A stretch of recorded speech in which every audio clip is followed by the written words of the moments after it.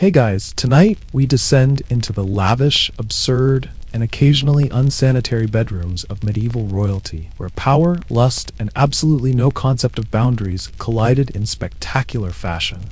You're about to meet kings who made modern reality TV look like a church sermon, rulers who turned entire kingdoms into their personal dating apps, and monarchs whose idea of foreign policy involved seducing the ambassador's wife, then charging her husband double taxes for the privilege. Picture this.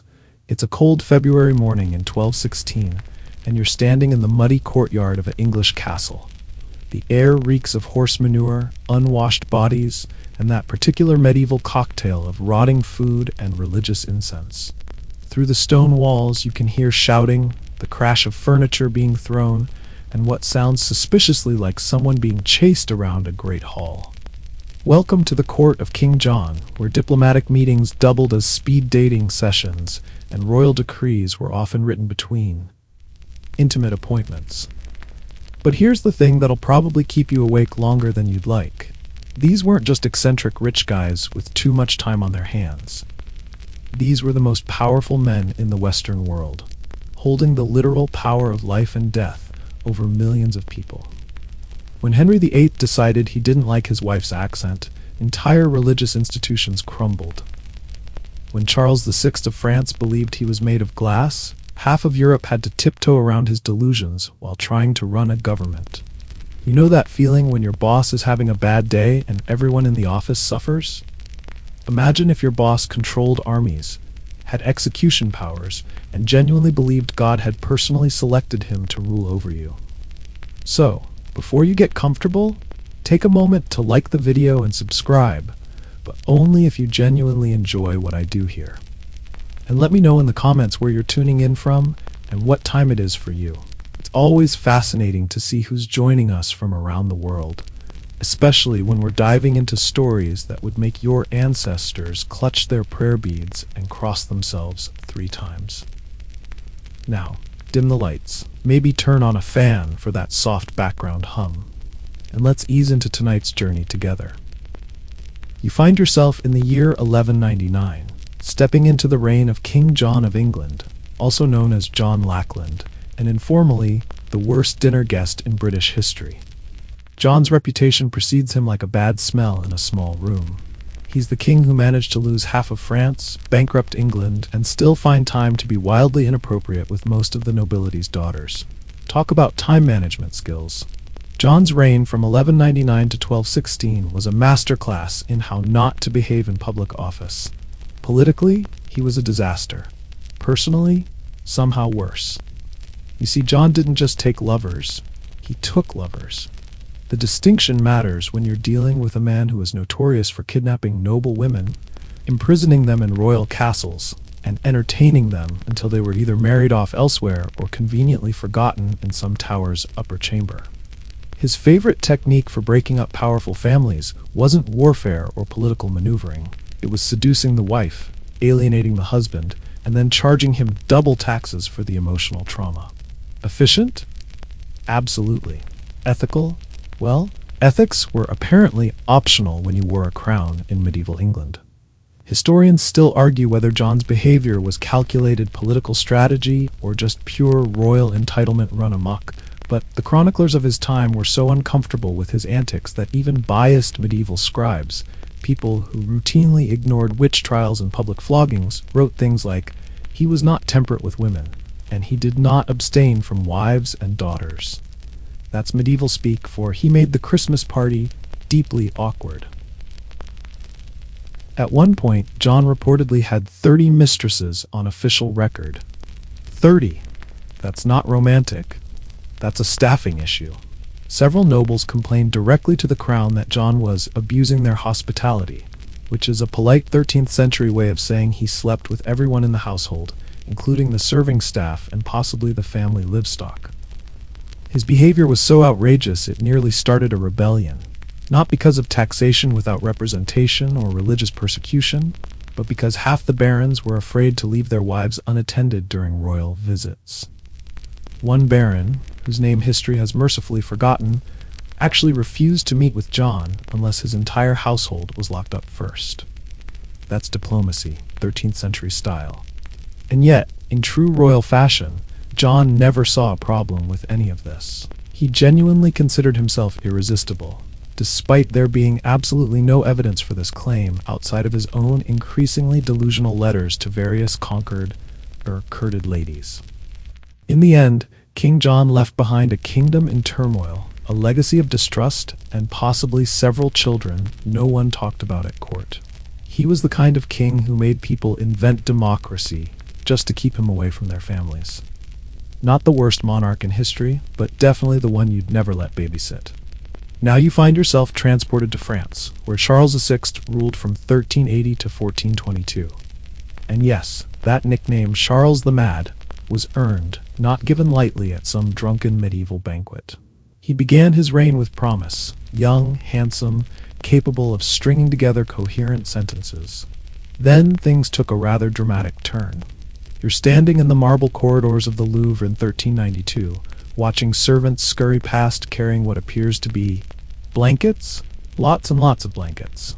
The reason becomes clear when you spot the King of France himself, wrapped like a medieval burrito, being carefully guided down the hallway by two very patient courtiers. Charles has entered one of his episodes where he believes he's made of glass, insisting his servants wrap him in protective padding so he won't shatter while walking. Not exactly the image of kingly strength, but impressive in terms of creative paranoia. Now, most kings who believe they're fragile glass figurines usually avoid scandal, too risky for someone convinced they might break at any moment. Not Charles. He somehow managed to juggle a royal mistress, paranoid delusions, and civil war all at once. The man was nothing if not a multitasker. His long-suffering wife, Isabeau of Bavaria, tried valiantly to manage the court while Charles did things like run screaming from mirrors and refused to bathe for months because he was convinced water might dissolve him. Meanwhile, his mistress, Odette de Champdivers, was quietly moved into the palace and introduced to everyone as his comfort, which was medieval code for don't ask questions, just smile and pretend this is normal. Odette, for her part, stayed with Charles during his most unhinged years. She must have had either the patience of a saint or the financial security of a small kingdom. Historical accounts describe her gently brushing his hair while he rambled about his glass-based existence, helping him put on multiple layers of padded clothing so he could sit down safely, and listening with apparent interest to his theories about why certain foods might crack his internal structure. Nothing says passion like strapping your royal lover into a pillow suit every morning. But Charles wasn't just eccentric behind closed doors. He also hosted court entertainments where things went spectacularly wrong.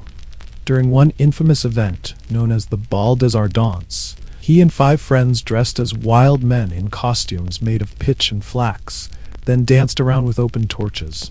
Naturally, someone dropped a flame, and several of them burned alive while the court watched in horror. Charles survived, apparently being convinced you're made of glass makes you extra careful around fire.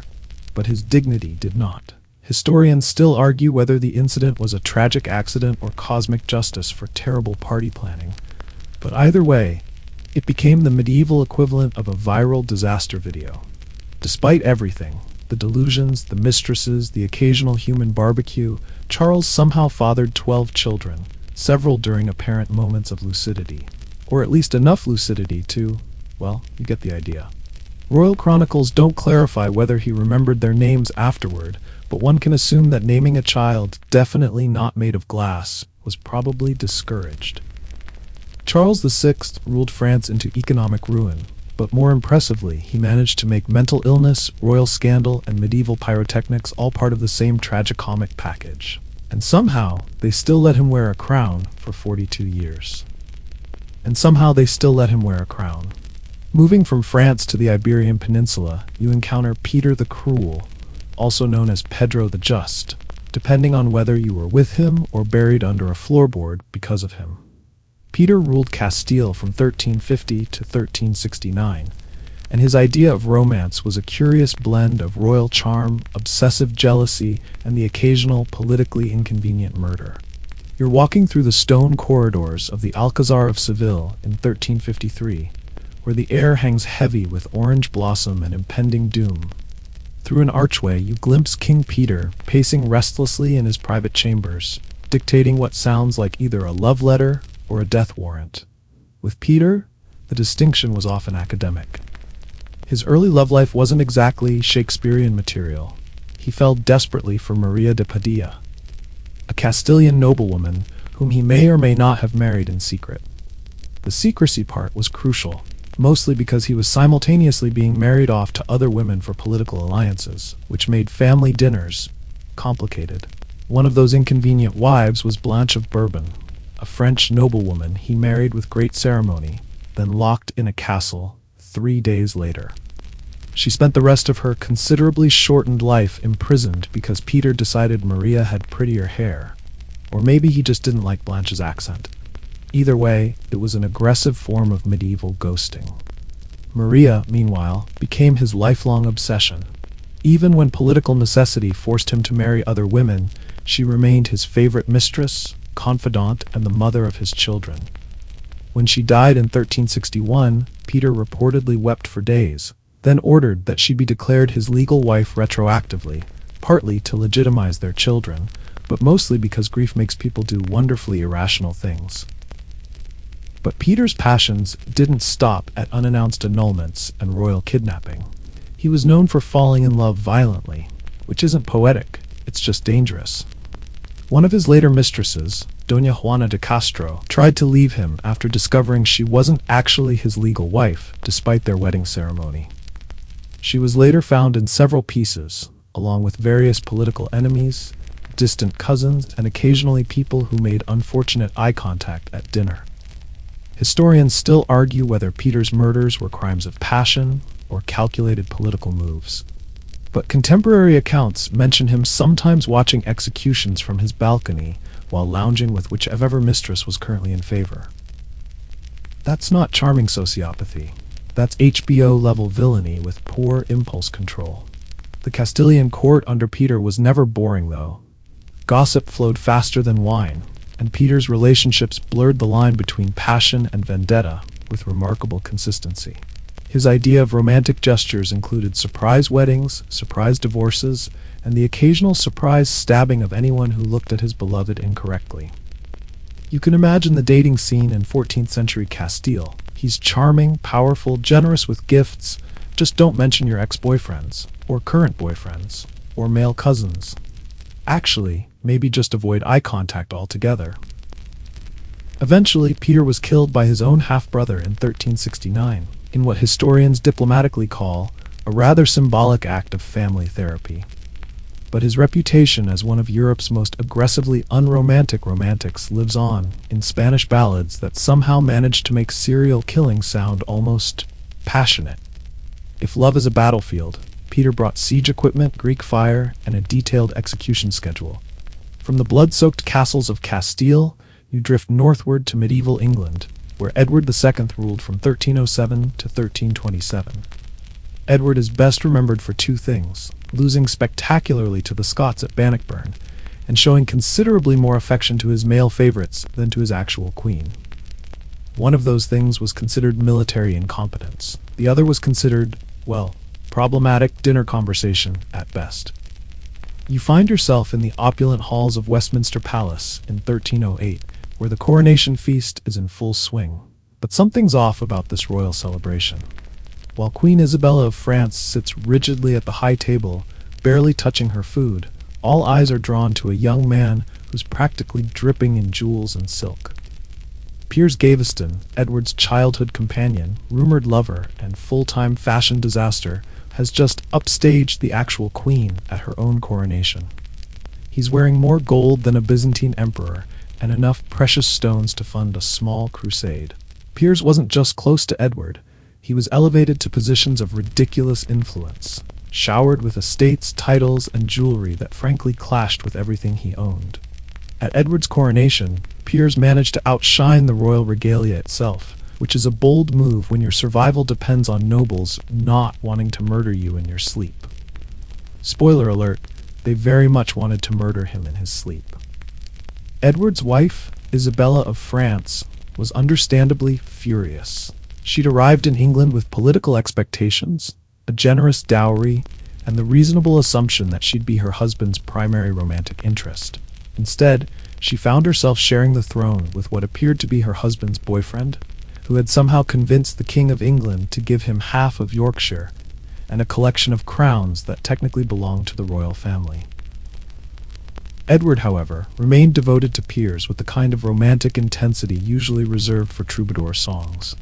When the nobles demanded Piers be exiled for being an insufferable social climber with delusions of grandeur, Edward sulked like a teenager, sent him away dramatically, then brought him right back 6 months later. It was like watching a medieval breakup play out on the national stage, complete with passive-aggressive royal proclamations and very expensive makeup gifts. Eventually, the barons had enough of this royal soap opera and executed Piers in 1312. Edward was devastated in ways that medieval chroniclers struggled to describe politely. Think full-on royal meltdown, mourning clothes, public weeping, the kind of grief that makes courtiers nervous about their job security. His anguish, however, did not lead to self-reflection or political wisdom. It just made room for a new favorite, Hugh Despenser the Younger. Hugh made Piers look like a model of restraint and political subtlety. Historians still argue whether Edward's relationships were romantic, political, or just the medieval equivalent of a very expensive midlife crisis, but Hugh basically became the unofficial second king of England. Land, titles, entire counties, Hugh collected them like trophies while the rest of the nobility watched their influence evaporate. Isabella, by this point, had evolved from annoyed wife to full-blown vengeance avatar. She quietly teamed up with a lover of her own, Roger Mortimer, naturally Edward's enemy, and together they invaded England in 1326. The irony was delicious. The queen, who'd been ignored for her husband's male favorites, was now deposing him with the help of her own male favorite. Edward was imprisoned, stripped of his crown, and according to some rather graphic historical accounts, murdered in a way that was symbolically appropriate. Medieval revenge was rarely subtle, and Isabella had clearly been taking notes during her years of marital neglect. Edward II's reign was less about governance and more about personal drama so intense it could have been a Netflix series.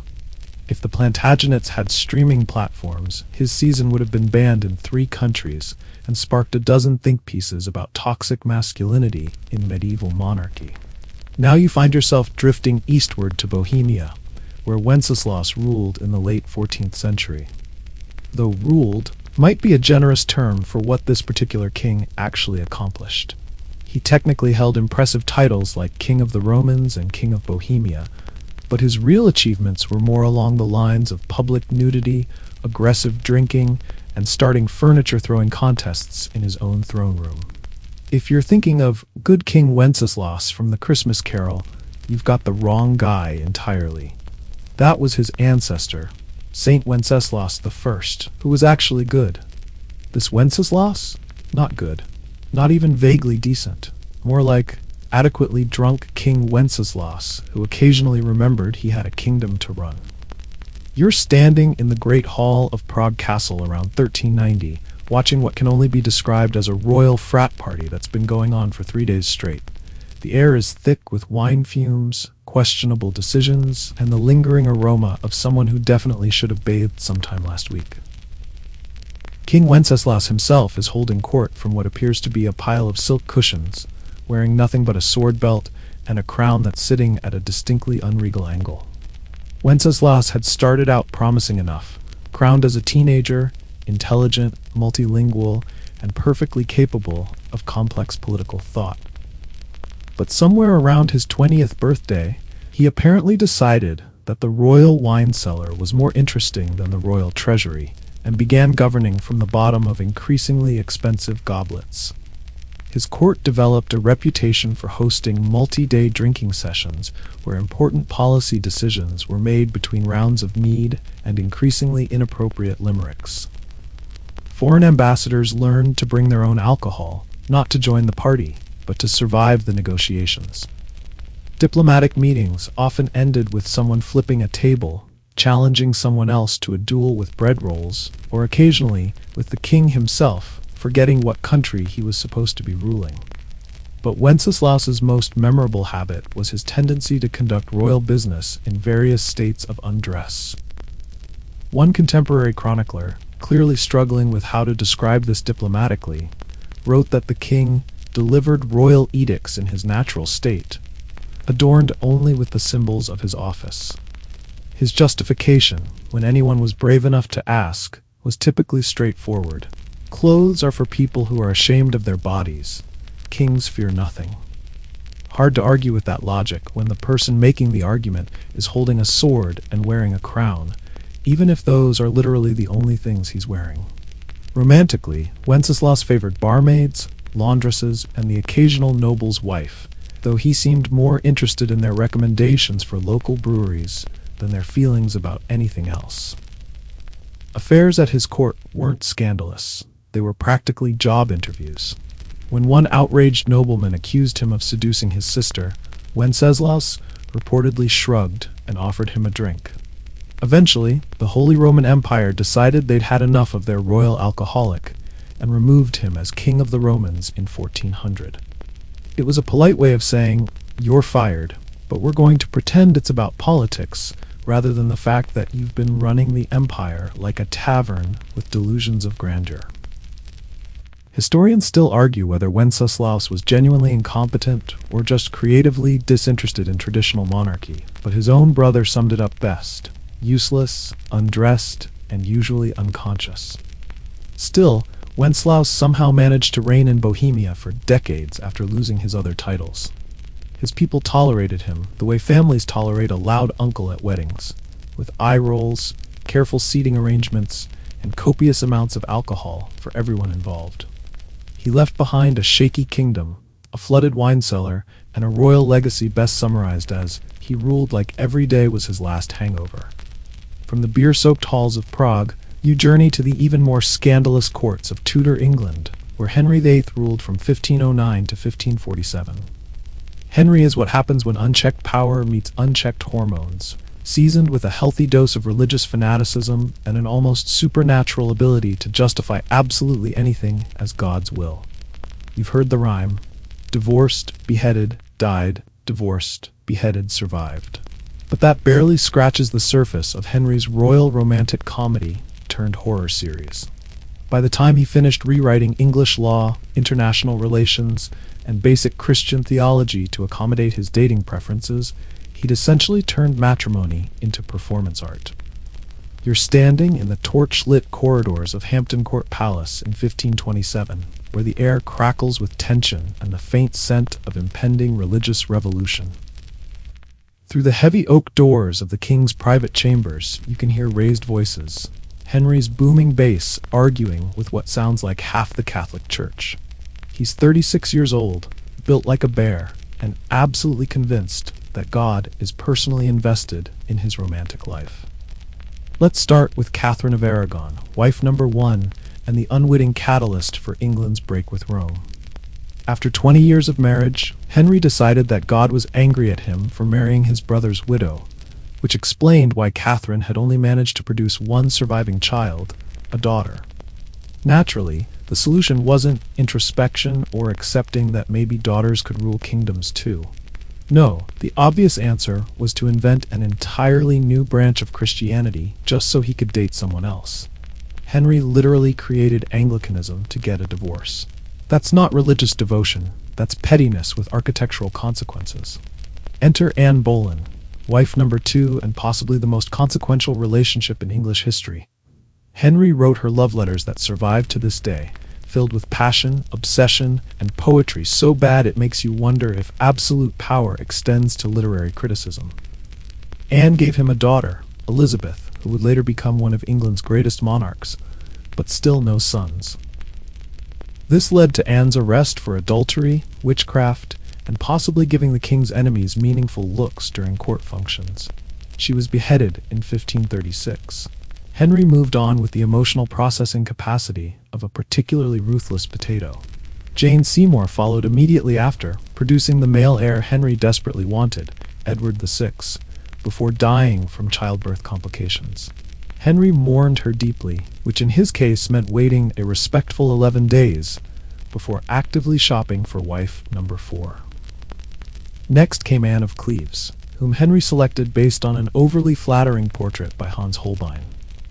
When they met in person, he supposedly said she looked like a Flanders mare, which is the 16th century equivalent of "the photos were definitely filtered."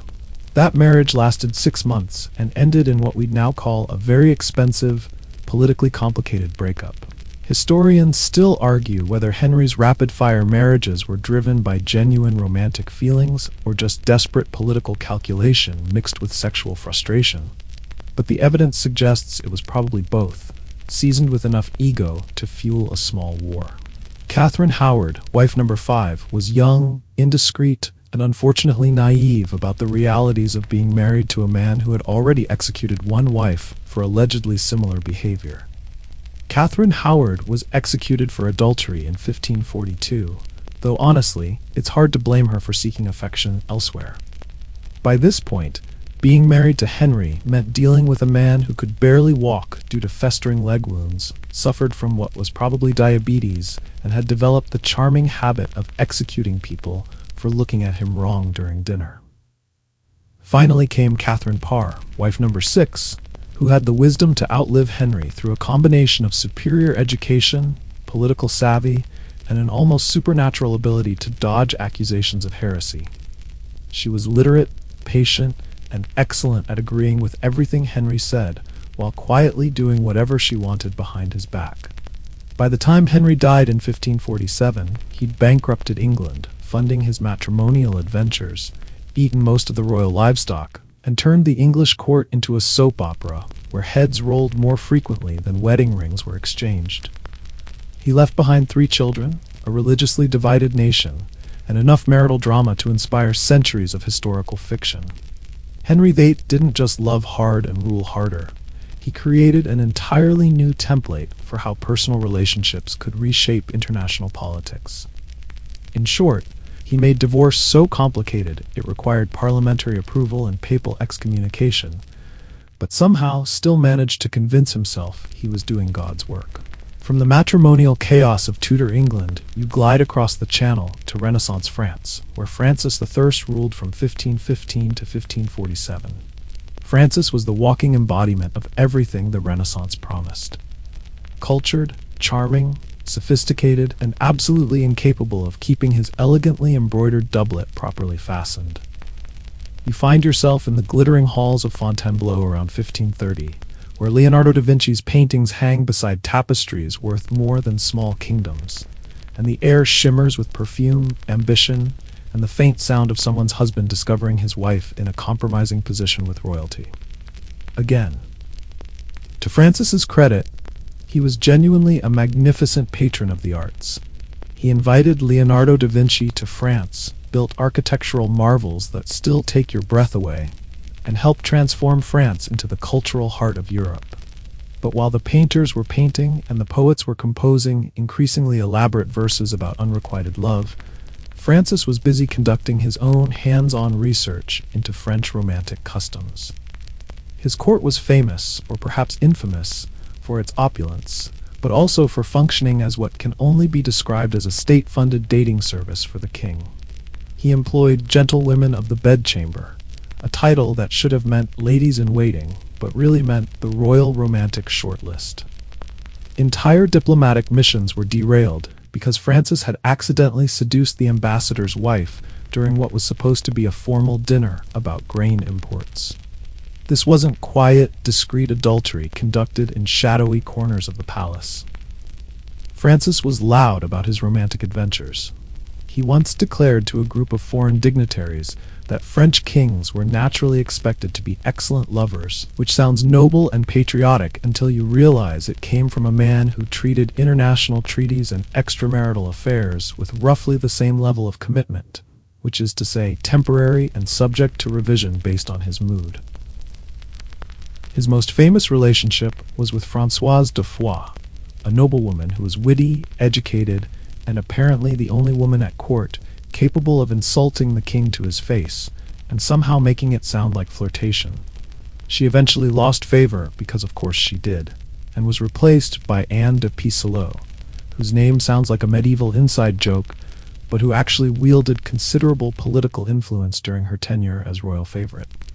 Historians still argue whether Francis's romantic escapades were politically motivated power plays or just the Renaissance equivalent of a very expensive midlife crisis, but even his enemies had to admit his effectiveness.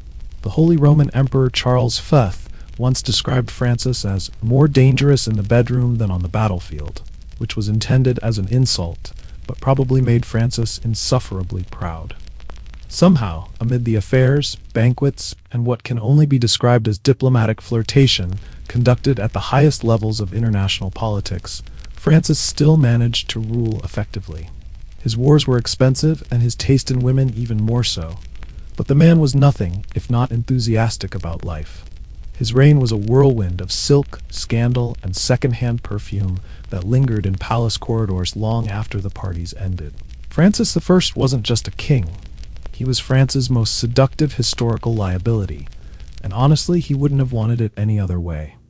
Moving south to the sun-baked kingdoms of medieval Spain, you encounter Alfonso V of Castile, who ruled from 1311 to 1350, and had one major hobby besides managing a kingdom: ignoring his wife in the most public, extravagant way imaginable. His marriage to Maria of Portugal was politically strategic, diplomatically necessary, and personally irrelevant to a king who had already given his heart entirely to someone else. You're walking through the royal gardens of Seville in 1330, where orange trees cast dappled shadows on marble pathways, and the air hums with the sound of fountains and very awkward conversations. Through the ornate archways you can see the royal court in session, but something's off about the seating arrangements.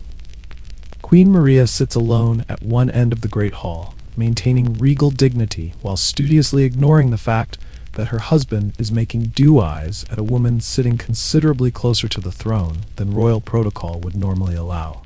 That woman was Leonor de Guzman, a Castilian noblewoman with a sharp mind, 11 children by the king, and enough political influence to essentially run the kingdom from her unofficial position as shadow queen. Unlike Maria, who had a crown but no real power, Leonor had Alfonso's complete and shameless devotion, which in medieval terms was considerably more valuable than any amount of official recognition. Most kings had mistresses. Alfonso turned his into a parallel monarchy. He built Leonor palaces, granted her vast estates, and took her to every significant royal event while Queen Maria was left at home like forgotten furniture. Meanwhile, Leonor wasn't just collecting expensive gifts and royal babies. She was actively involved in governance, negotiating treaties, commanding respect from foreign ambassadors, and producing heirs like it was her full-time profession. Which, let's be honest, it basically was. Alfonso refused to even pretend that Maria mattered to him personally. He fulfilled his marital obligations exactly once, purely for diplomatic appearances, and then retreated to Leonor's estates like a man allergic to his own wedding vows. The poor queen spent most of her marriage sitting through state dinners where her husband openly flirted with another woman, presided over court ceremonies where Leonor's children were given precedence over legitimate royalty, and endured the kind of public humiliation that would have started wars in less diplomatically patient kingdoms. This didn't sit well with Maria's father, who happened to be the King of Portugal and had some very strong opinions about how his daughter was being treated. At one point, international relations between Castile and Portugal became so tense over Alfonso's romantic choices that actual military conflict seemed likely. Imagine explaining to your army that they're marching to war because your ally's son-in-law is being insufficiently attentive to his wife. But Alfonso didn't care about potential wars, diplomatic consequences, or even basic courtesy. He continued parading Leonor around court like a royal trophy wife, while treating his actual wife like an expensive but unnecessary piece of furniture that he was contractually obligated to dust occasionally. Historians still argue whether Alfonso's devotion to Leonor was genuine love or just medieval machismo taken to its logical extreme, but he probably would have continued this arrangement indefinitely if not for one small problem. The Black Death arrived in 1350, and killed him before he could figure out a way to officially divorce Maria and legitimize his relationship with the mother of most of his children. After Alfonso died, Queen Maria finally had her moment of revenge. After Alfonso died, Queen Maria finally had her moment of revenge. She had Leonor imprisoned and executed in a move that historians diplomatically call vengeful, but most people would probably describe as extremely fair under the circumstances. Alfonso's reign may be remembered for military victories and territorial expansion, but his true legacy was being one of the most publicly whipped kings in medieval history, and somehow making it look like a conscious political choice. From the romantic disasters of Castilian courts, you drift northward to France, where Philip IV, known as Philip the Fair, ruled from 1285 to 1314. His nickname came from his striking good looks, which were unfortunately not matched by equally attractive behavior. Outwardly, Philip was the model of medieval kingship, pious, serious, and deeply committed to moral reform. Inwardly, he was running his kingdom like a very tense reality show, complete with betrayal, secret trials, and enough double standards to stock a medieval ethics textbook. You find yourself in the shadows of the Louvre around 1314, where whispered conversations echo off stone walls and the air practically vibrates with scandal, paranoia, and the particular tension that comes from knowing too many people's secrets. Tonight, the most infamous sex scandal in medieval French history is about to explode across the royal court like a perfectly timed political bomb. Philip's most notorious scandal was the Tour de Nesle affair, a medieval catastrophe so messy it reads like something written by particularly vindictive court poets. It all started when Philip's daughter Isabella, yes, the same woman who would later overthrow Edward II of England, noticed that her sisters-in-law were being suspiciously friendly with certain knights at court. Not just friendly in a pleasant conversation about the weather way, but friendly in a secret meetings in tower rooms with matching jewelry way. Isabella, who had clearly inherited her father's talent for strategic thinking and her mother's gift for holding grudges, promptly tattled to Philip about what she'd observed. Philip launched a royal investigation with all the subtlety of a cathedral falling down, because apparently discreet inquiry wasn't in the medieval political handbook. What followed was the kind of public scandal that makes modern tabloids look restrained. Two of the princesses, Marguerite of Burgundy and Blanche of Burgundy, both married to Philip's sons, were found guilty of adultery and sentenced to life imprisonment. Their heads were shaved, their royal titles stripped, and their reputations obliterated so thoroughly that their names became medieval synonyms for cautionary tale. The two knights involved in this romantic catastrophe, Philippe and Gauthier d'Aunay, were tortured, flayed alive, and executed in the public square, while crowds gathered to watch what was essentially the medieval equivalent of a very grim reality show finale. But here's where Philip's story gets particularly interesting. While he was handing out brutal punishments for extramarital affairs, like he was distributing party favors, rumors swirled that he himself maintained a discreet collection of mistresses in private apartments throughout Paris.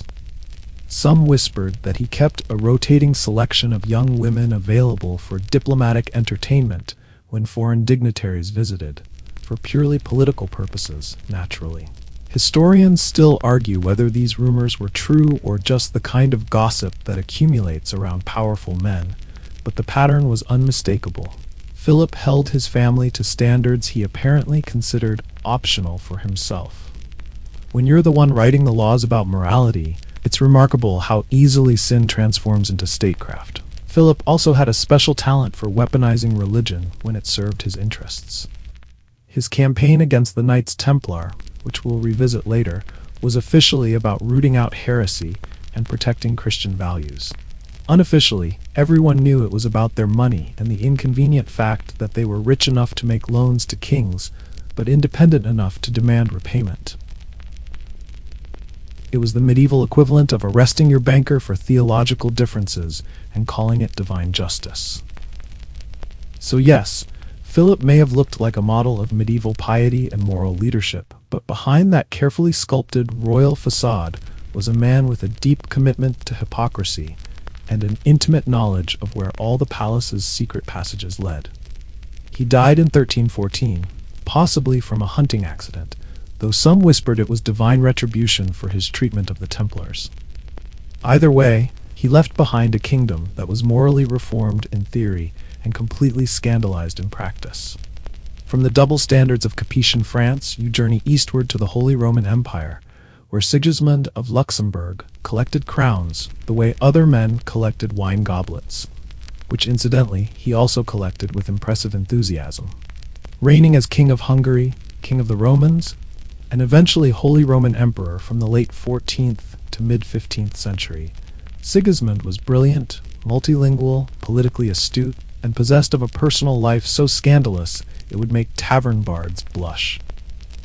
You're standing in the opulent halls of Buda Castle around 1410, where tapestries worth small fortunes hang next to windows overlooking the Danube, and the air carries the scent of expensive wine, political intrigue, and what sounds suspiciously like someone's wife giggling behind a conveniently placed marble column.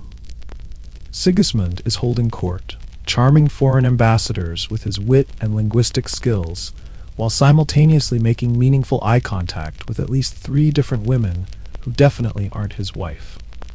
To begin with, Sigismund was married to Queen Mary of Hungary, a formidable woman who ruled in her own right and probably could have conquered half of Europe if she'd put her mind to it.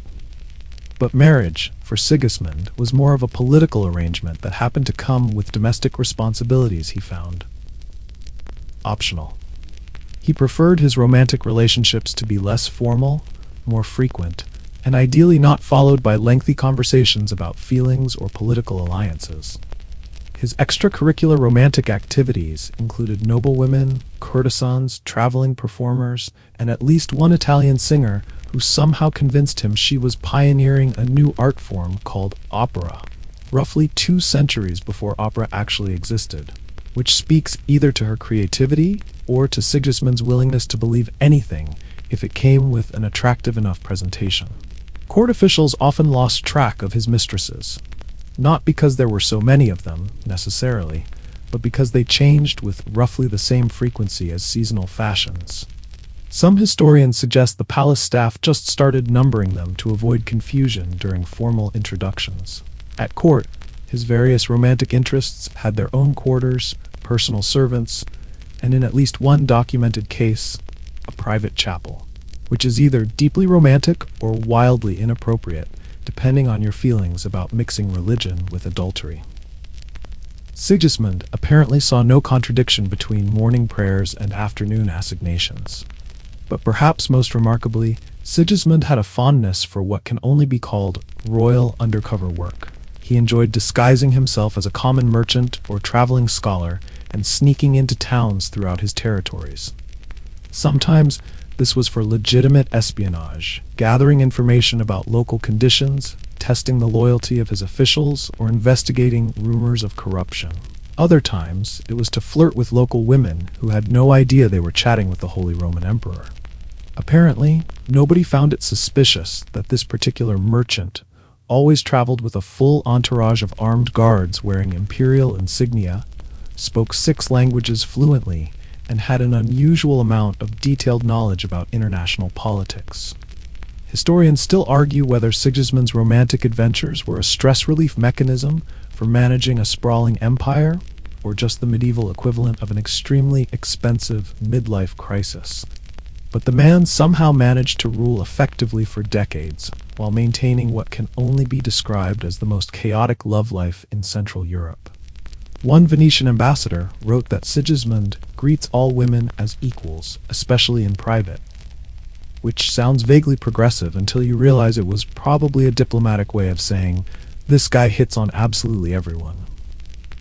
Despite his extracurricular activities, Sigismund remained immensely popular throughout his territories, mostly because he managed to appear regal and competent in public while quietly running what amounted to the most diplomatically awkward romantic life in medieval Europe.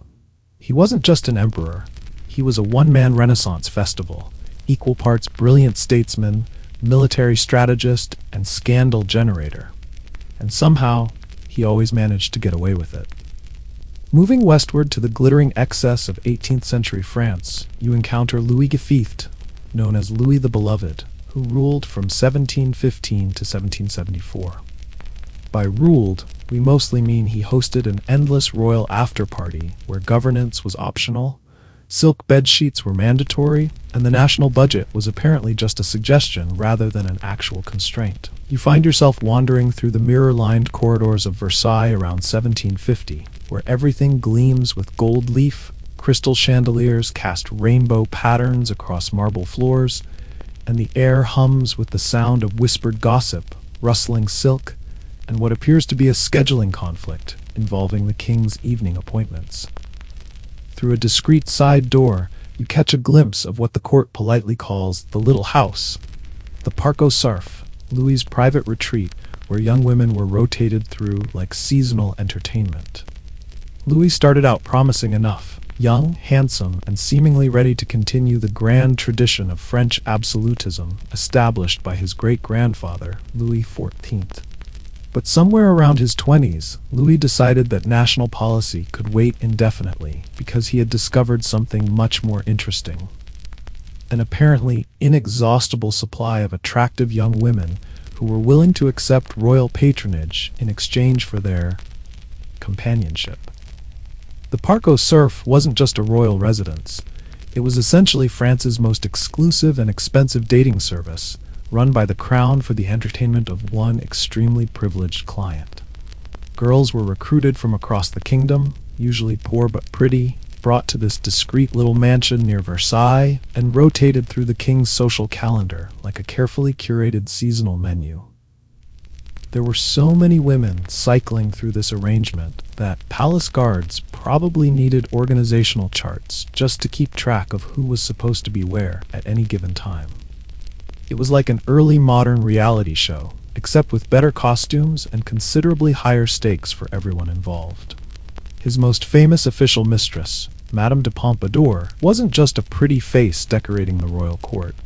She essentially ran France from behind the scenes for nearly 20 years, influencing everything from military campaigns to architectural projects. But when she lost interest in the physical aspects of their relationship, apparently finding politics more stimulating than romance, Louis didn't dismiss her. Instead, he said that's fine, and simply built himself a second, more dedicated facility for romantic entertainment. The logic was impressively practical. Keep Pompadour around for intellectual conversation, political advice, and cultural patronage, while maintaining the Parc aux Cerfs for everything else. It was royal multitasking taken to its most elaborate extreme. Each woman who participated in this arrangement received gifts, titles, financial support, and in many cases, discreet housing arrangements once their time at court ended. It was France's most unofficial but surprisingly well-organized internship program, complete with benefits, networking opportunities, and what would now be called a very generous severance package. Meanwhile, Queen Marie Leszczyńska existed somewhere in the background of all this, mostly ignored. Once she stopped producing potential heirs, Louis treated her like expensive antique furniture, too historically significant to discard, but no longer relevant to his daily routine. Historians still argue whether Louis XIV's romantic excess was a symptom of absolute power, corrupting absolutely, or just what happens when you give unlimited resources to someone with the emotional maturity of a particularly wealthy teenager. But the scandal at court became so normalized that foreign ambassadors didn't ask whether the king had mistresses. They asked how many this week. The turnover rate at Versailles became a subject of international gossip, with foreign diplomats writing home about French court life like they were reporting on some fascinating but morally questionable anthropological experiment. That's not a monarchy. That's a very expensive brothel with better interior decorating and considerably more political influence. Ironically, Louis genuinely believed he was a competent ruler. Between lavish balls, discreet pregnancies, and increasingly awkward silences during the rare occasions when he actually spoke to his wife, he somehow convinced himself that France was thriving under his leadership. His reign, while not entirely catastrophic, set the financial and moral tone for the crisis that would eventually consume his grandson, Louis XVI, who lost his head partly because Grandpa had spent decades thinking with the wrong one. In the end, Louis XV left behind a debt-ridden France, a morally bankrupt aristocracy, and a royal reputation that could best be summarized as beloved by women, despised by accountants, and completely oblivious to the revolutionary storm clouds gathering on the horizon. From the financial wreckage of French absolutism, you journey north to Denmark, where Christian VII ruled from 1766 to 1808. Though ruled might be too generous a term for what Christian actually accomplished during his reign. Wobbled through life while other people ran the country is probably more accurate, given that Christian suffered from severe mental illness and showed considerably more interest in imaginary conversations than actual governance. You're walking through the cold marble halls of Christiansborg Palace in Copenhagen around 1770, where the air carries the chill of Scandinavian winter and the particular tension that comes from nobody being entirely sure what the king might do next.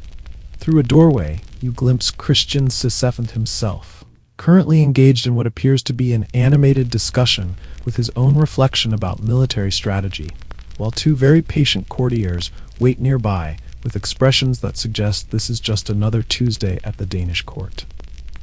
Christian had a wife, Caroline Matilda of Great Britain, a sensible young woman who had married him expecting something resembling a normal royal marriage. What she got instead was a husband who preferred talking to furniture over people, had a disturbing fascination with playing with sharp objects, and occasionally disappeared during important state dinners to gallop imaginary horses through palace corridors while making what witnesses described as distressing neighing sounds. It's unclear what broke first, Caroline's patience with her husband's behavior, or Christian's increasingly tenuous grip on reality. Either way, the Danish royal marriage was less a partnership than it was an extended exercise in creative problem-solving. Enter Johann Friedrich Struensee, the king's personal physician. Struensee was intelligent, ambitious, politically astute, and very quickly became the actual ruler of Denmark, while Christian was occupied with whatever kings with severe mental illness occupied themselves with in the 18th century. Puppet shows, apparently, and sword games, and gentle conversations with people who may or may not have existed. But here's where the story gets complicated. Struensee didn't just take over running the country. He also began an affair with Queen Caroline Matilda, creating what was possibly the only love triangle in European history, where one participant was completely unaware that there was a triangle at all. Christian, bless his heart, did not notice that his wife and his doctor were conducting both an affair and a government. He was too busy being gently supervised away from sharp objects and international treaties that might have benefited from actual royal attention. Caroline and Struensee even had a child together, officially the king's son on all legal documents, but quite obviously not his in any biological sense. For a brief, shining moment, they ran Denmark like a progressive, slightly scandalous think tank, while Christian hummed quietly in the background and occasionally offered helpful suggestions about the strategic placement of imaginary cavalry units. Historians still argue whether this arrangement was the most efficient government Denmark ever had, or just an elaborate example of what happens when political power, romantic passion, and untreated mental illness collide in the same royal household. But royal courts are rarely places where unconventional arrangements survive long, no matter how well they work in practice. Eventually, Christian's stepmother, the Dowager Queen Juliane Marie, got wind of the affair and decided that Denmark needed regime change. She staged a coup in 1772, had Struensee arrested, tortured, and executed in a manner that was both public and dramatically unpleasant, while Caroline Matilda was shipped off to exile with her reputation in complete tatters. As for Christian, he returned to being a gently supervised royal figurehead, spending the remaining 36 years of his reign in what historians diplomatically call managed care, and what we might recognize as a very expensive, very gilded form of protective custody. His reign is remembered less for any actual governmental achievements, and more for the sheer absurdity of it all. A king who ruled nothing, a queen who tried her best under impossible circumstances, and a physician who reached too high and paid the ultimate price for political ambition, mixed with romantic passion. History calls it a constitutional crisis. Most people just call it Europe's weirdest love story. From the tragic complications of Danish politics, you return to England, where Charles II ruled from 1660 to 1685 and came back from exile with one crystal-clear agenda: bring back fun to English monarchy, preferably with as many mistresses as humanly possible. Spoiler alert, mission absolutely accomplished. You find yourself in the opulent halls of Whitehall Palace around 1670, where the Restoration Court is in full swing. After decades of Puritan rule, where dancing was considered sinful and entertainment was viewed with deep suspicion, Charles has transformed English court life into something resembling a very expensive, very exclusive carnival. The air shimmers with silk, perfume, and the sound of actual laughter. A novelty after years of religiously mandated sobriety. After surviving a civil war, hiding in oak trees during his escape from parliamentary forces, and living in continental poverty for over a decade, Charles returned to England as king and promptly decided that the nation desperately needed less Puritanism and considerably more clothing-optional entertainment. Parliament, still slightly shell-shocked from the whole executing the previous king experience, reluctantly agreed that maybe the country could use some cheering up. Nicknamed the Merry Monarch, Charles maintained dozens of official mistresses, and those were just the ones historians have managed to document. His most famous romantic partner was Nell Gwynn, a sharp-tongued former orange seller turned actress who once famously called herself the Protestant whore, just to distinguish herself from all the Catholic ones currently in royal favor. Honestly, that's just iconic personal branding. Then there was Barbara Palmer, who held the impressive title of Countess of Castlemaine, and was less a mistress than a permanent palace fixture. She lived openly in royal apartments, had multiple children by Charles, and wielded enough political influence that foreign ambassadors considered her part of their diplomatic rounds. She wasn't just sleeping with the king, she was essentially functioning as an unofficial minister without portfolio. Charles didn't even pretend to be discreet about any of this. He brought his mistresses to court events as official guests. He paid them government pensions like they were civil servants. He even had a special corridor built at Whitehall so they could reach his bedroom without disturbing the foreign diplomats who might be conducting actual business in the main palace rooms. Royal efficiency at its finest.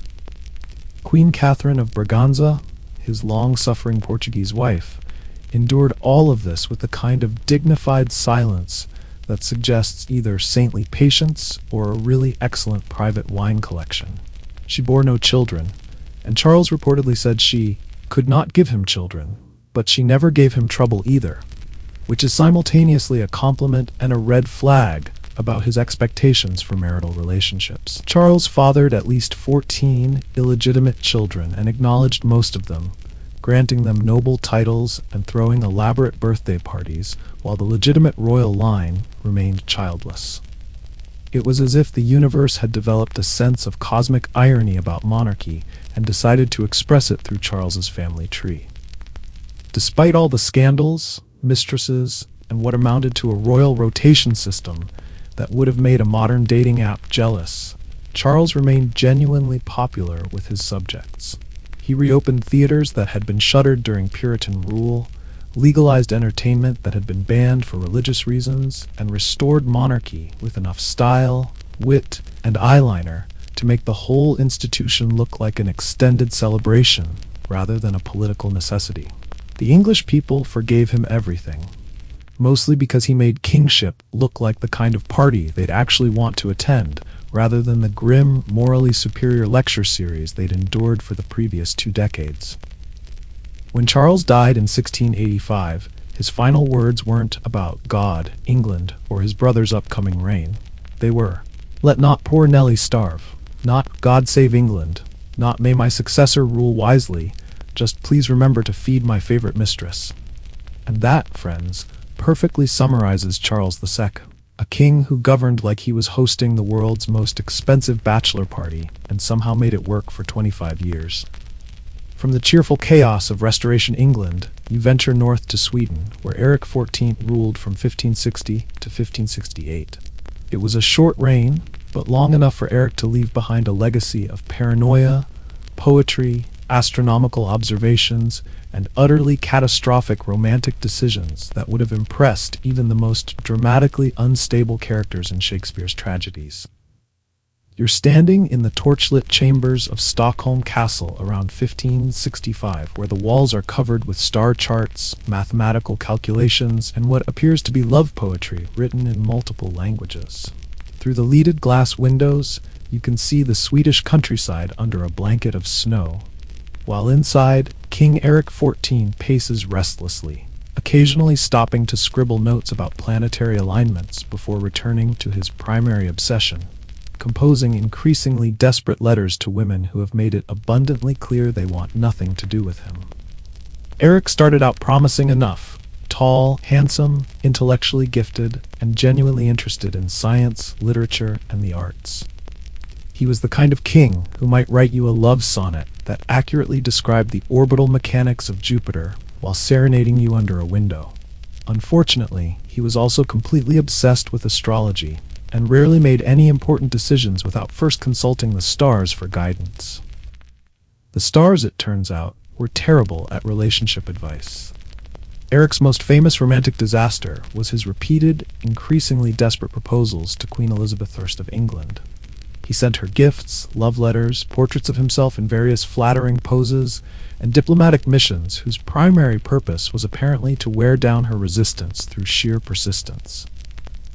Elizabeth declined his advances politely at first, then firmly, then by simply refusing to respond to his letters at all. Eric didn't take the hint. In the 16th century equivalent of sliding into someone's DMs with increasingly unhinged messages, he continued sending portraits, poems, and marriage proposals for years after it became obvious that Elizabeth would rather marry a plague rat than deal with his romantic overtures. After Elizabeth essentially ghosted him on an international diplomatic level, Eric set his romantic sights on someone considerably more attainable: Karin Månsdotter, a commoner who was the daughter of a prison guard. This scandalized the Swedish nobility, who had expected their king to marry someone with at least a few royal bloodlines and possibly some basic literacy.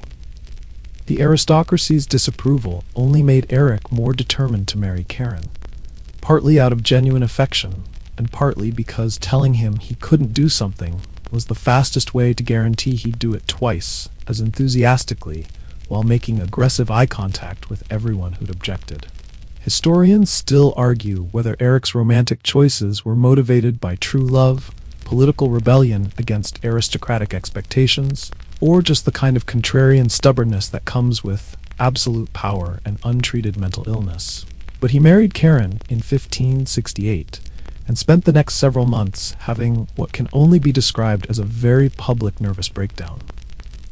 His most infamous moment came during what became known as the Sture murders, a dinner party that started as diplomatic entertainment and ended with Eric personally stabbing a nobleman to death, while shouting things that made his courtiers question whether the astrological charts had finally broken his brain completely. By this point, Eric was hearing voices, hiding from invisible enemies, and occasionally dressing in elaborate disguises to spy on his own government officials. The Swedish nobility decided they'd had enough of their astronomically obsessed, romantically frustrated, occasionally homicidal king, and staged what historians politely call an intervention. In royal terms, this meant they locked Eric in a castle and handed the crown to his considerably more stable half-brother, John III. Eric spent the remaining 9 years of his life imprisoned, writing increasingly bizarre love poetry to Karin, ranting about conspiracies that may or may not have existed, and probably regretting that dinner party where he decided murder was an appropriate response to political disagreement. Sweden learned several valuable lessons from Eric's reign. Always vet your dinner guests for potential stabbing incidents, avoid kings who write their own horoscopes, and maybe don't crown anyone who insists the moon is personally communicating with them about military strategy. Finally, you journey south to the sun-baked kingdoms of Renaissance Italy, where Ferdinand I of Naples ruled during the mid-15th century with a rare combination of administrative competence, cultural refinement, and a hobby that would make most people permanently cancel all social engagements. Ferdinand brought charm, efficiency, and a side interest in human taxidermy that elevated "Don't Cross the King" from political advice to survival strategy.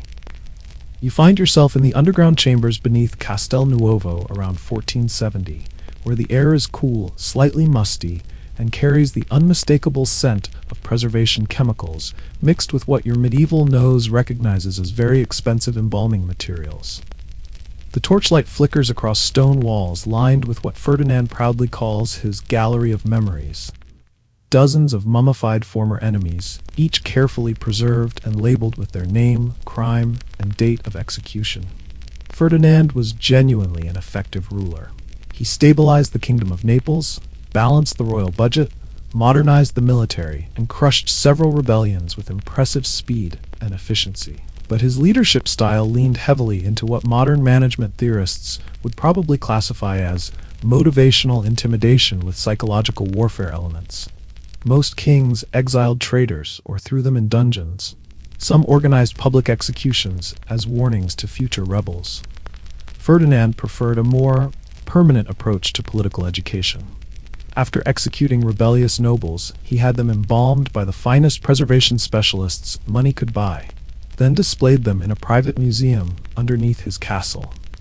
He called it the Black Chamber, and he gave guided tours to visiting foreign dignitaries, potential troublemakers, and anyone else who might benefit from a visual reminder about the long-term consequences of political disloyalty. Nothing says, "Please consider your next career move carefully," like a personally curated collection of your predecessors' preserved remains. Ferdinand reportedly enjoyed these tours immensely, describing each corpse by name, listing their specific crimes, and pointing out particularly interesting facial expressions that had been preserved for posterity. Some visitors were arranged mid-scream, others had small plaques with helpful biographical information. At least one foreign ambassador fainted during the presentation, which Ferdinand apparently found hilarious rather than concerning. If medieval Yelp had existed, the reviews would have read, 5 stars for historical interest, 0 stars for dining ambiance. Would not recommend for sensitive visitors or anyone planning to commit treason in the near future. When he wasn't curating what was arguably Europe's most unsettling tourist attraction, Ferdinand maintained an equally questionable romantic reputation. He fathered numerous illegitimate children who mysteriously appeared at court with titles, land grants, and official recognition, while his legal wife remained just one woman among many in his increasingly complex personal life. Historians still argue whether Ferdinand's preservation hobby was a calculated political strategy designed to maintain order through fear, or just what happens when you give unlimited power to someone with a really unusual approach to interior decorating. But he remained popular with his subjects and ruled successfully for decades. Ferdinand died peacefully in his bed in 1494, having successfully passed a stable kingdom to his heirs, while maintaining what was possibly the most effective deterrent against political rebellion in Renaissance Europe. His legacy: a prosperous Naples, a collection of very quiet political dissidents, and the firm understanding that some kings build diplomatic alliances while others collect warning signs in glass cases. As we drift toward the end of our journey through the bedchambers and bizarre obsessions of medieval royalty, you find yourself reflecting on what these stories reveal about power, human nature, and the particular kind of madness that comes with wearing a crown. These weren't just eccentric rich people with unusual hobbies, they were the most powerful individuals in the Western world, and their personal quirks became the foundation for laws, wars, religious movements, and international incidents that shaped European history for centuries. From King John's aggressive approach to noble wives to Ferdinand's creative use of taxidermy as political messaging, each of these rulers demonstrated that absolute power doesn't just corrupt absolutely. It amplifies every aspect of human personality to proportions that would be comical if they weren't so consequential. When Henry VIII decided he didn't like the Pope's opinion about divorce, an entire nation changed religions. When Charles VI believed he was made of glass, half of Europe had to conduct diplomacy around one man's delusions. But perhaps most remarkably, Many of these kings remained popular with their subjects despite behavior that would be considered scandalous, illegal, or certifiably insane by modern standards. Charles II was beloved for bringing fun back to English monarchy, even though his fun involved maintaining what amounted to a government-funded harem. Louis XV was called the Beloved while bankrupting France to fund his romantic adventures. Even Henry XIV of Sweden inspired genuine loyalty from his supporters, right up until he started stabbing dinner guests. This suggests something fascinating about the relationship between power and public perception in medieval society. People seemed willing to forgive almost any personal excess, as long as their ruler projected strength, maintained order, and occasionally won wars against their neighbors. A king could be paranoid, promiscuous, or completely detached from reality, but as long as he kept the kingdom functioning and the enemies at bay, his subjects were surprisingly tolerant of what we might now consider serious character flaws.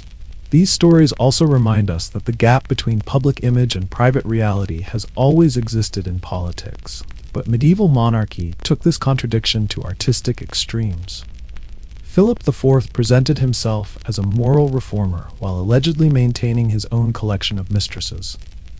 Ferdinand I was known for his cultural patronage and administrative competence, while also running what amounted to a medieval chamber of horrors in his basement.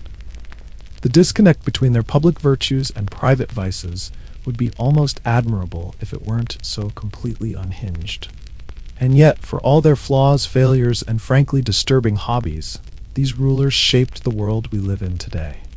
Their romantic disasters created new religions, their political paranoia established legal precedents, and their personal obsessions influenced art, architecture, and cultural movements that survived long after their kingdoms crumbled. Henry VIII's matrimonial adventures gave us the Church of England. Charles VI's madness contributed to the French political instability that eventually led to revolution. Even Ferdinand's morbid museum represents an early example of using psychological warfare as a tool of statecraft. Perhaps that's the most unsettling lesson from these medieval bedrooms and throne rooms, that history is shaped not by grand moral principles or carefully reasoned political philosophy, but by the accumulated weight of individual human appetites, fears, and delusions, amplified by the machinery of absolute power. The same impulses that drive modern people to make questionable romantic choices or develop unusual hobbies become, in the hands of medieval monarchs, the stuff of international law and religious doctrine. These kings remind us that behind every great historical movement, every religious reformation, and every political revolution, there's probably someone's personal drama playing out on a scale that affects millions of people who never asked to be part of the story.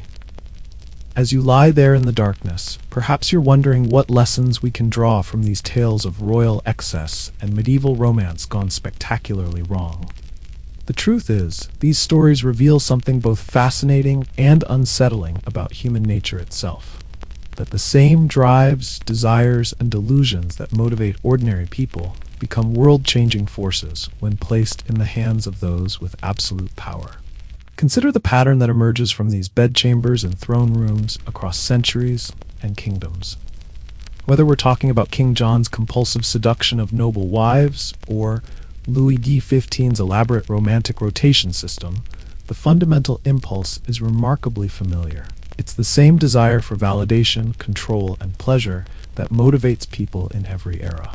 The difference is that when a modern person has a midlife crisis, they might buy an expensive car or take up an unusual hobby. When a medieval king had the same crisis, entire nations changed religions or went to war. The psychological profiles of these rulers read like a catalog of human personality disorders amplified to historically significant proportions. Henry VIII's need for male heirs became a religious revolution that split Christianity in England. Charles VI's mental illness became a constitutional crisis that weakened France for generations. Henry XIV's romantic rejection issues escalated into international diplomatic incidents and domestic violence that required military intervention. What's particularly striking is how their subjects adapted to these royal peculiarities with remarkable creativity and patience. Medieval people developed elaborate social protocols for dealing with kings who believed they were made of glass, sophisticated diplomatic languages for discussing royal adultery without actually acknowledging it, and complex legal frameworks for managing succession when the monarch's romantic life had created ambiguous bloodlines. The medieval world was, in many ways, a vast social experiment in accommodating the psychological needs of a small number of extremely powerful individuals. Entire bureaucracies existed primarily to manage the consequences of royal personality disorders. Court systems evolved to provide plausible legal justifications for whatever the king wanted to do romantically. Religious institutions bent themselves into theological pretzels to accommodate royal marriage preferences. And yet, despite all this accommodation and enablement, these kingdoms somehow functioned. Crops were grown, taxes were collected, wars were fought and sometimes won, art was created, and civilization lurched forward through the accumulated chaos of royal dysfunction. It's almost as if human societies are remarkably resilient and can survive almost any amount of leadership incompetence as long as the basic institutional frameworks remain intact. This resilience might explain why medieval chroniclers often wrote about even the most outrageous royal behavior with a kind of weary acceptance rather than moral outrage. They understood something modern people sometimes forget, that political systems are ultimately designed to function despite human flaws, not because of human virtues. The assumption that leaders will be personally virtuous is a luxury that medieval people couldn't afford. So they built institutions that could function around royal adultery, mental illness, and occasional homicidal tendencies.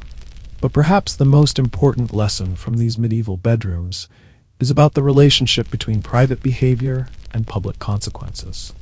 In our modern world, we often assume that personal and political life can be kept separate, that what happens in private doesn't necessarily affect public performance. These medieval kings demonstrate that this separation is largely illusory, especially for people in positions of great power. Every one of these rulers thought they could compartmentalize their personal desires and their political responsibilities. King John believed he could seduce noble wives without affecting his relationship with the barons.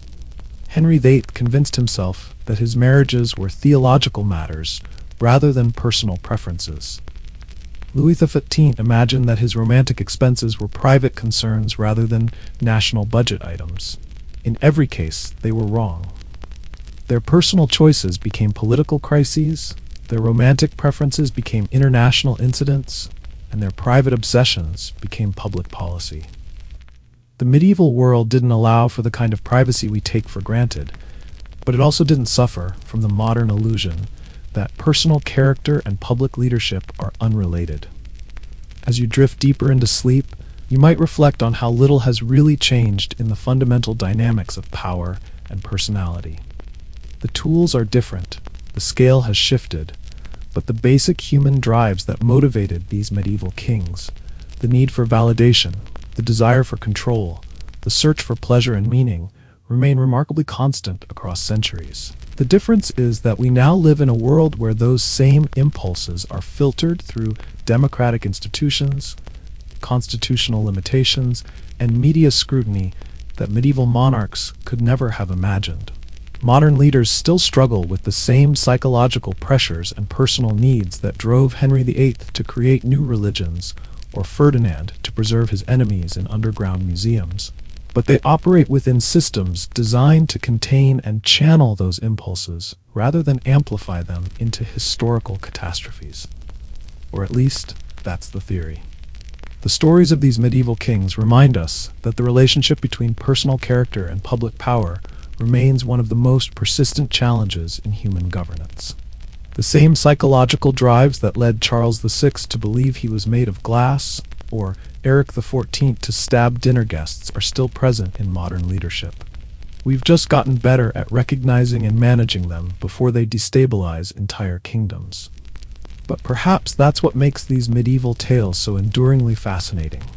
They represent a kind of natural experiment in what happens when human nature is given unlimited expression through absolute power. These kings were, in many ways, the ultimate expression of human desire, unconstrained by social limitations, legal boundaries, or psychological self-awareness. They show us both the best and worst of what people might become if all external restraints were removed. And yet, for all their flaws and excesses, many of these rulers left behind remarkable legacies.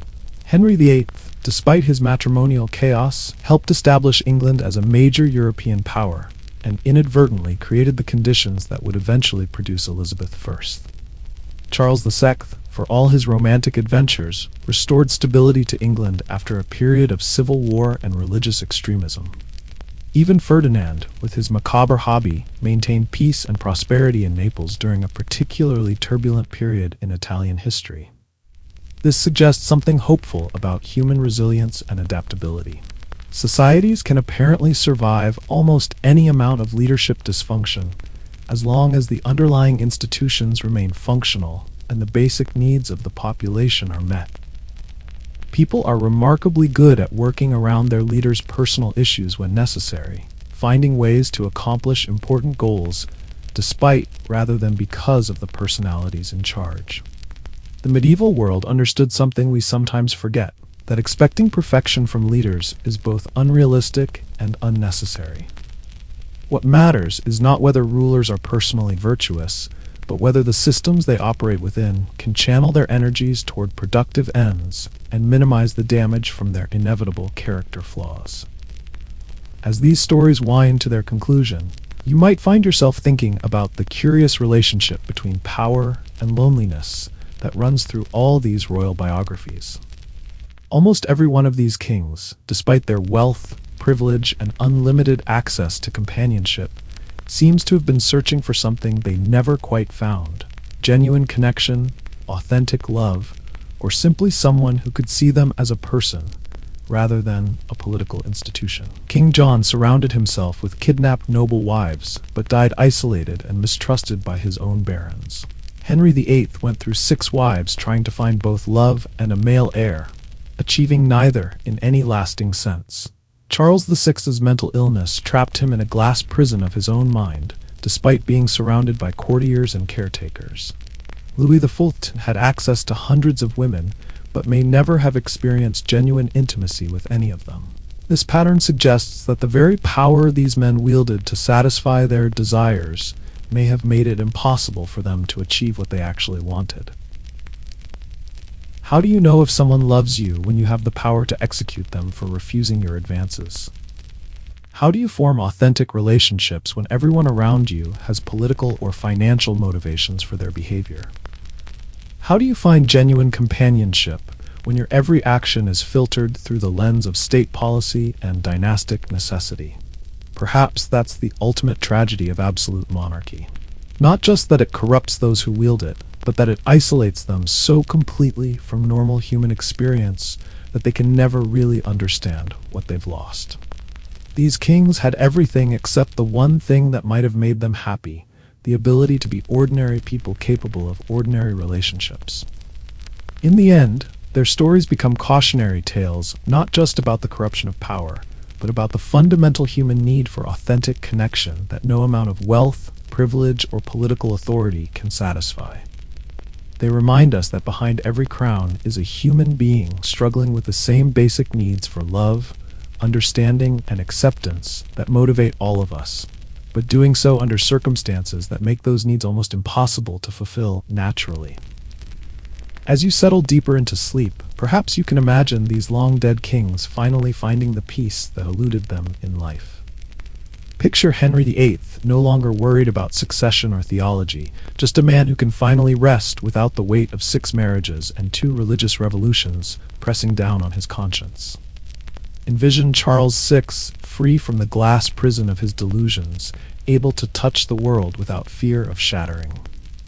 See Louis XIV, released from the exhausting performance of royal pleasure-seeking, finally able to experience genuine quiet contentment.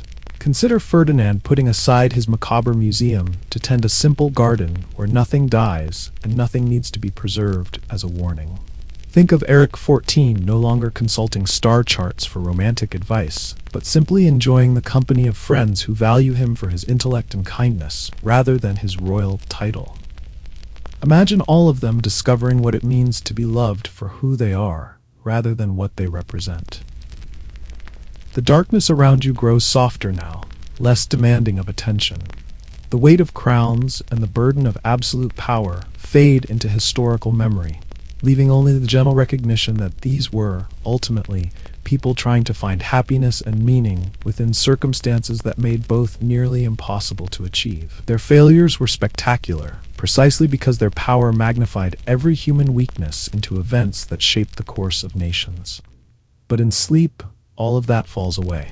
The political consequences dissolve, the historical significance dims, and what remains is simply the universal human story of imperfect people trying to love and be loved, to find purpose and pleasure, to leave some mark on the world that justifies their brief existence.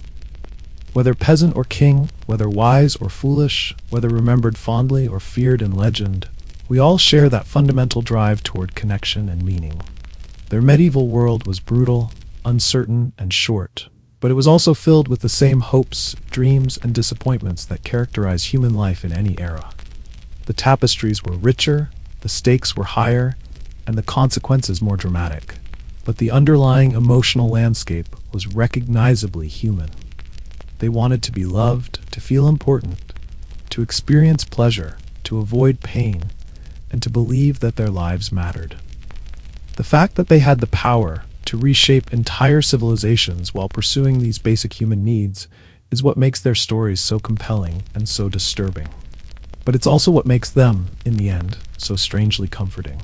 They remind us that no matter how different our circumstances, how much our world has changed, or how much more we understand about psychology and governance, we're all part of the same fundamentally human story. And now, as these tales fade into the gentle darkness of approaching sleep, you can let go of the weight of kingdoms and the burden of crowns. The medieval world grows quiet around you. The stone walls of ancient castles soften into shadows, and the urgent demands of power and politics dissolve into the peaceful rhythm of your breathing. Let the stories settle into memory, like sediment in still water, leaving only the gentle recognition that we are all, in our own smaller ways, trying to write our names in the book of history, seeking love and meaning and some small measure of immortality in a world that is both beautiful and cruel, both magnificent and absurd. The last echoes of royal laughter and royal tears fade into silence, leaving only the eternal human story of hearts seeking what they need and minds trying to understand what they've found. Sleep comes now like a gentle king, ruling with kindness rather than force, offering the peace that even absolute power could never guarantee. And so our journey through the twisted corridors of medieval power draws to its close, like a great tapestry slowly being folded away after centuries on display. The voices of long-dead kings fade to whispers, their passionate declarations of love and war becoming mere echoes in the vast halls of memory. You can almost hear the final notes of a lute song drifting through stone archways, carrying with it the last breath of an age when individual desire could reshape the very foundations of civilization. As consciousness grows softer around the edges, like candlelight flickering in a gentle breeze, these stories transform from historical accounts into something more timeless and universal. The specific details, the dates, the battles, the political machinations, begin to blur and blend, leaving behind only the essential truths about human nature that transcend any particular century or kingdom. In this drowsy state between waking and sleeping, you might find yourself understanding these medieval monarchs not as distant historical figures, but as fellow travelers on the same fundamental journey that occupies every human life. Their stages were grander, their audiences larger, their mistakes more consequential, but their core struggles were achingly familiar. The search for love that doesn't disappoint, power that doesn't corrupt, pleasure that doesn't turn to ashes, meaning that survives the passage of time. The weight of their crowns grows lighter now, the burden of their responsibilities dissolving into the forgiving darkness. Henry VIII no longer needs to justify his theological revolutions or count his wives like territorial conquests. Charles VI can finally set aside his fear of shattering, his glass prison transformed into crystal clarity about what truly matters. Louis XV finds peace beyond the endless rotation of faces and bodies that never quite filled the emptiness at the center of absolute privilege. Even Ferdinand's preserved enemies can rest now, their warning finally unnecessary in a world that has moved beyond the need for such grim education. Their stories become simply stories, their lessons learned, their pain transformed into the kind of wisdom that only comes from witnessing the full arc of human experience, from triumph to tragedy and back again. The medieval world itself grows peaceful around you, its harsh edges softened by the gentle filter of approaching dreams. The clash of armor becomes the whisper of silk, the shouts of battle transform into lullabies, and the urgent demands of statecraft fade into the eternal rhythm of seasons changing, of generations passing, of love being sought and sometimes found despite all the obstacles that power and circumstance can create. In this quiet space between consciousness and sleep, between history and mythology, you can finally release the weight of trying to understand these complex, contradictory figures. They were neither heroes nor villains, neither saints nor demons, but simply human beings caught in the impossible position of wielding godlike power while remaining fundamentally, vulnerably mortal.